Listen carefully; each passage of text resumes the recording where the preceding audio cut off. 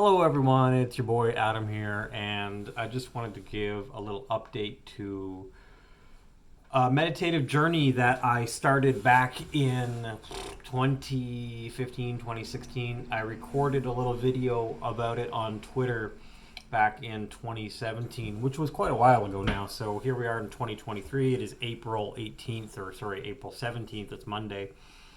And let's just update the meditative journey. Now, back then, I was describing a journey that I had been trailblazing with a spiritual machete. And for those of you who meditate, this is just one of many different meditative journeys or practices that you can enjoy. You can go on YouTube and type in like meditative practice, and you'll run the whole gamut. Like, there's so many different ways that somebody could meditate. So for me, years and years ago, I'm talking, I don't know, 20 years ago, when I started getting deep into meditation practices, one of the first things that I would do, and if you followed me on Twitter for a really long time, you might have even noticed one of my meditative journeys back then were going to other planets, basically going as far as away as I could to other planets on the ISS and things like that. And then it's no coincidence that meditation got me to the point where I started questioning what I was seeing as far as the planets go, and it's no coincidence that I'm now a flat earther of almost a decade or more. So yeah, when you start pondering these things in meditation and like it not adding up, that's a whole side jag. But anyway, so in the meditative journey, originally I was just trying to get as far away from Earth as I could, and some people, some psychologists might call this a disassociation, or running away from your problems is a nice way to put it. And back then, I mean, if your problems were so bad that you needed to reframe them, like to get away from them, then I don't know if you could say that's unhealthy. I think everything has its place and time.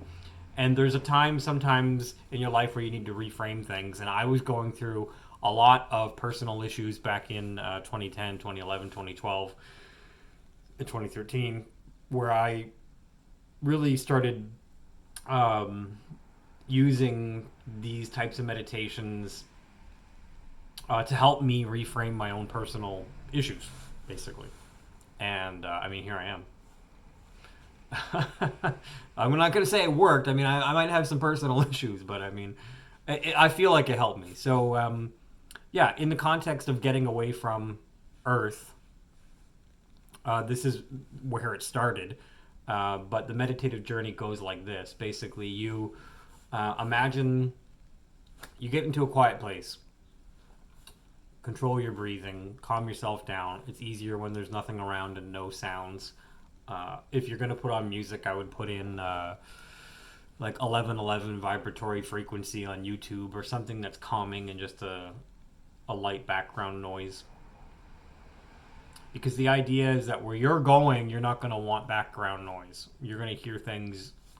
You're going to hear things and see things when you're there that you don't need earthly noises for.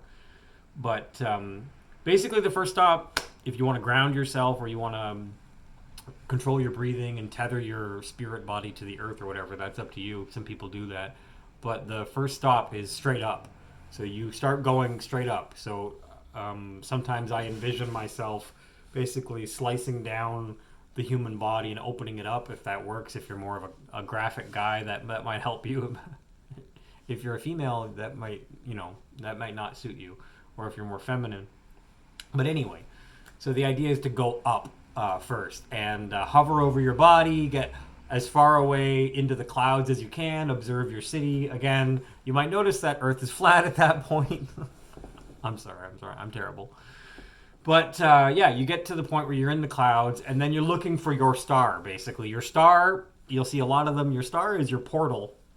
Your star is your doorway. Your star, you'll be drawn towards a star, which is crazy. And you go to the star, and then you find yourself, after you have squeezed through it, like going towards the light or being birthed, you wind up in a room. And the room, which is what I have perceived it like, almost like the size of the room I'm in here. It's like a rectangle, and on either side of the rectangle are two doors. and then you look down at like this thing that looks like this. It's like a half moon crescent. I called it the Omniverse ball back then, and on the top of the Omniverse ball, there's a bunch of stars, and each one of those is could be a portal for other people or for you. I'm not sure. I'm telling you what I've seen many times and what other people have seen. I don't think that this particular spiritual journey is unique to me, although through various trials and errors, I have worked this pathway out. So I'm talking to you about it like it's the back of my hand type meditative journey, like it's some place that I go to all the time, because it is. So when you're there and you see these things, you can tell me what you see. I mean, I haven't went through every specific nook and cranny of all these places. What I did do is open up the door on what would be my left, and I found it to be like a swampy marsh, very dark, and ultimately it leads to the same blackness that we wind up finding if you go to the right. So if you go on the right door, it's a white hallway. So they're contrasting opposites of hallways is what I later found. And on the white hallway, it's basically what people have described. When you think about the white hallway in spirituality, the white hallway of heaven, you can imagine there's doors on the hallway. There might be artwork on the hallway. I had this idea once where I brought artwork into the white hallway, but I find unless you're constantly in a meditation and applying the artwork there again, or reimagining it there, or giving it energy, I find that the artwork disappears after a while. Go down the white hallway to the end, and it opens up like a corridor into like into a circle into a circle area, and in that circle area, there's lots of different doors. And you can get lost in looking through the doors. And in one of the doors, I recently, like I'm talking, when I say recently in these terms, because I've been doing this meditation for so long, recently might be a couple years ago. When you're in this meditative state, time completely, if you're actually there, and I think beyond the grave, when you're actually there, time will have no significant bearing on anything. So when you're talking about time, you're like eons. It could be eons, it could be thousands of years or more. So recently I relocated my Omniverse ball and the doorway to like the area where the circle is, and I have like plush purple carpets around where I pop out, because it's like this is my place, this is my hangout. I don't hang out in the white hallway that much, to be honest, but if you're trying to follow me out of this incarnation and out of the Matrix, you might see me in there occasionally. I'm telling you where I'm going, okay? There's some things that are private, but this is, the getting to the social commons ground. This is all kind of public information. You can follow me. We're all in the social commons ground, right? So, from there, you can spend lots of time going through all the doors and seeing what's beyond them, or you can go back through the main Omniverse doorway and go in the other to the swamp area. My experience going through the swamp area is it's just a bunch of swamp. So maybe it all leads somewhere. The problem is you might have to take like some type of lantern or something in there to see what's going on.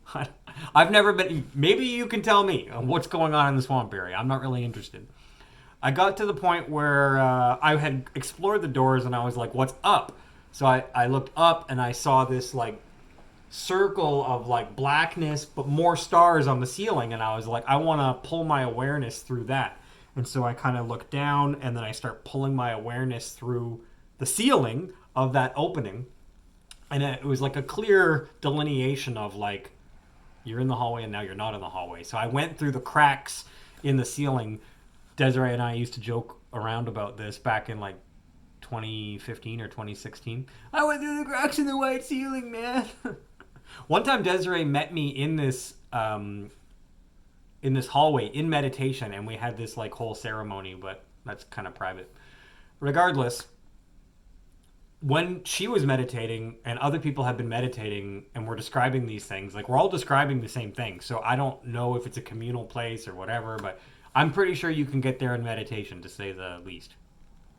So after that, we pulled back, and when you're looking at when you pull back through the ceiling, everything is all either immediately all black or all white. And I found that you can go back and forth between the white and the black. And then I realized as I pulled back and more further backwards in my awareness that the black and the white, the dark and the light was contrasting opposites that made up kind of like a tiny little zipper of a larger fractal between dark and light. And the dark and light contrasting opposites were like a swirl in a giant area that was entirely dark. But in the middle of this entirely dark area, you would see a swirl of light. And if you zoomed in on the swirl of light and got closer, you would see fractal patterns. And so I think whether you went through the swamp area and up, you would be in the dark area, but pulling back further, you would still be in the same spot. I think it all winds up in the same spot, is what I'm saying. Of this, basically a swirl of light, and when you zoom in or get closer to this swirl of light, you get down into the fine nitty gritty of like the contrasting opposites of dark and light. And right in the middle of dark and light is where you find these doorways, our incarnation into this particular reality that we're in, which is a reality of contrasting opposites. Saying all that, pulling back out, you see the swirl of light, and you're like, okay, is this it? Is this our entire universe? And me being the way I am, I was not satisfied with that years and years ago, so I kept trying to pull my awareness back further away, and that swirl of light, the fractal patterns, kept reducing and reducing and reducing, and I'm like, well, maybe this is it. Maybe this is the end of Adam's meditative journey.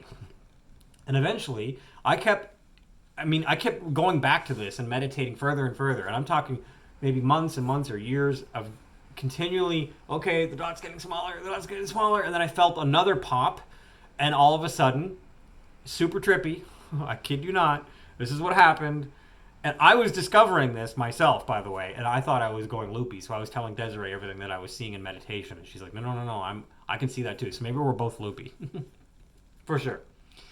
All of a sudden, I kind of like popped out, and I looked, and I was coming out of someone's garage in the social commons ground. It was very weird. It was weird for me too, okay? So I popped out, and I'm like, what the heck? And my awareness, all of a sudden, I'm seeing like a house where these sphere orb beings live, and their garage. And I'm just like hovering outside of this garage, and I'm like, what the heck? Where is this place? And I look down and I look around and I see it's like a full city of streets, and I explored it, and best that I can describe it is the social commons ground. This is where our higher selves all really are when we're socializing. We're in this infinite plane of consciousness where we've all agreed to socialize, and we can decide from there to go up and far away from each other, or we can co-create something, which is what I believe this thing in the garage is a co-creation of the entities that had the idea, and then all the people and beings that came and made it what it is today. I think that like our reality is a co-creation is what I'm getting at. You can say there's one primary creator or one primary guy who was like, we should do a light-based creation idea in my garage. But we populated it, and we're here nevertheless, right? So I pulled back from the social commons ground at some point, hovering over, and I saw, which will be part of what my book cover is going to be when I publish my book, is like a tree of infinite light. It's a tree of life, basically. And in the tree of life, there's different stages where there's what's considered ground, below ground with the roots, above ground, and you can be a part of the tree. You can you can spend some of your time being a bud on the tree, fruit in the tree. The tree ripens, it falls, fruit falls. You might have this season of your incarnation or season of your reality where you feel separate, and then ultimately you can hit the ground again and find more friends, repopulate, and continue feeding the larger tree of life. This is just what I saw. So being kind of a reclusive Scorpio, a lot of my meditative time is spent in getting as far away as I can as possible. And then at this point, when I was getting as far away as possible and pulling back from that tree, I imagined, okay, what is the body vehicle that I'm in? I imagined it as a giant, well, not a giant, but a sphere that went around my body. And I started having like lasers come down around both sides in concentric circles, going both different directions. And I was cutting all the cords of entanglement from various beings and people that I know. So I was wondering, what is my energy separate from all the incarnations and people that I know? So I was cleansing, doing a soul cleanse at this point, cutting the cords, and then I kind of put my hands up at this point, and I was like, well, who am I? What am I? And I polished like the inside of this sphere, and I was looking at a reflection of an entirely vibrant electric blue being. And I was like, selfie, this is who I am. That's who I really am. So I felt like I had discovered my true higher self in this journey. And I realized, okay, well, now what? Now I know who I am. Let's spend a couple eons just by myself. So in meditation, I spent many eons, lots of time by myself, reflecting on incarnations, basically, reflecting on all the things we had learned and all the things we had been through. And then at some point I thought, well,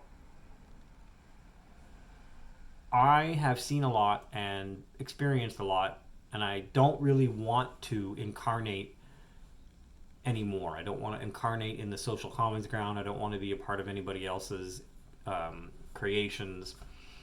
And I think I would like, after being alone for a while, I was like, maybe I'll do my own thing.